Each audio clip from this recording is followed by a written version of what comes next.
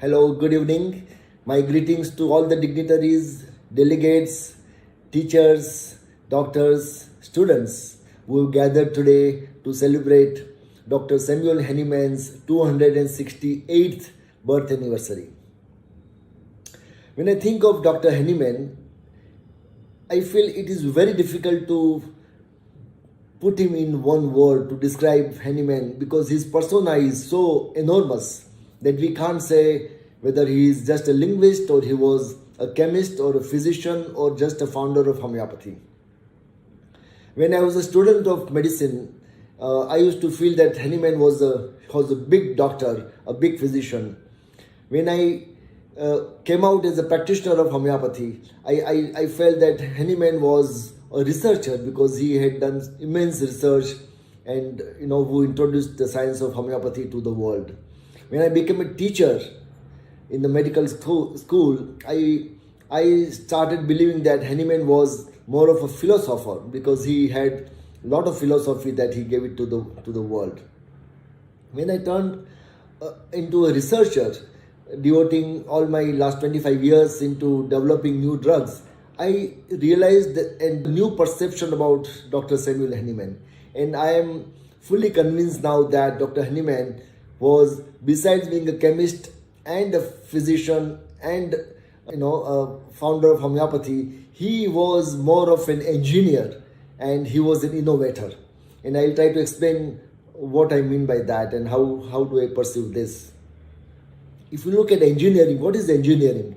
Engineering is a system or a mechanism which integrates all the basic sciences such as biology, physics, chemistry and mathematics, and which is used to develop tools or methods to create some new innovation.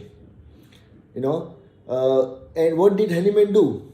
Hahnemann's homeopathy is distinct in terms of two major things. One, he utilized the method of the principle of similia, the law of similars, which is nothing but one which relates with the Newton's third law, which relates with the equal and opposite actions.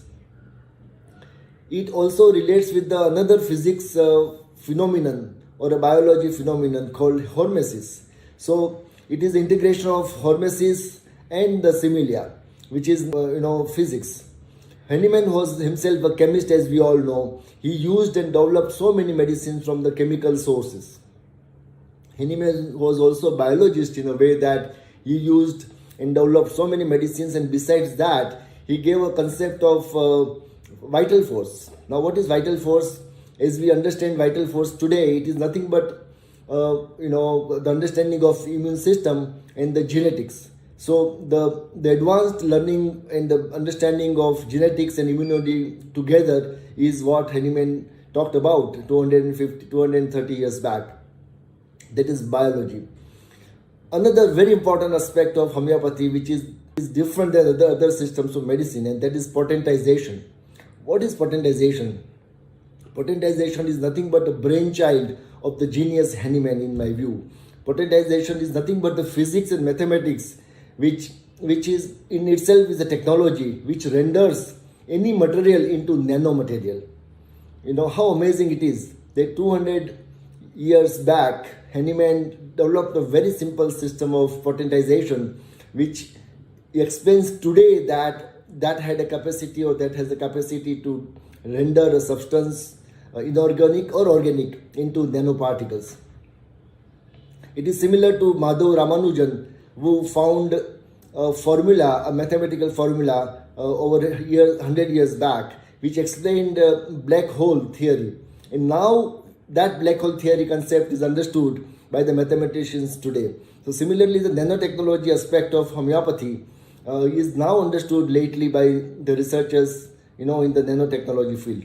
So that is very amazing, and that's by very simple method, potentization renders the substance into still a viable medicinal substance, which is capacity. Latest research we have found that homeopathic medicines, especially nozodes, have immunomodulatory effects. They also have immunogenicity, and that is quite a breakthrough. So that capacity potentization has, which is nothing but the engineering marvel, in my view, which Hahnemann gifted to the world. In my view, Hahnemann should be considered as one of the pioneers of nanotechnology. So that is all what engineering aspect of homeopathy that Hahnemann brought, and he was an innovator. He was a scientist, and he pursued the sense of questioning, a scientific questioning, and that's how he developed the system of homeopathy. He always believed in critical thinking, and that's what unfortunately we have not yet followed him. My views are like this, that we don't need to worship Hahnemann. What I mean by that, with immense respect to Hahnemann, when we worship somebody, we stop following them. We need to get inspiration from people like Hahnemann, and as homeopathy is a science which cannot stop growing where Hahnemann left it. We need to take it further. In order that we take it further, we need to bring constant revolution and evolution, which Hahnemann did it himself. He introduced homeopathy when he was around 45 years, and till the age of 88, he continued to evolve the science of homeopathy. He started using mother tinctures to start with, and then slowly he went to developing potencies. And in his final years, he also developed LM potency. So that shows that he continued to grow. Unfortunately, the science of homeopathy has not grown much in last years after Hahnemann, and we must be fully aware about that.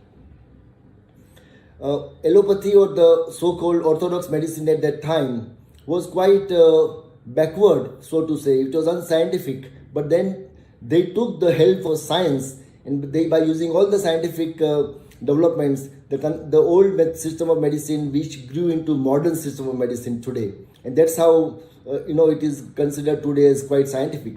While homeopathy did not do that.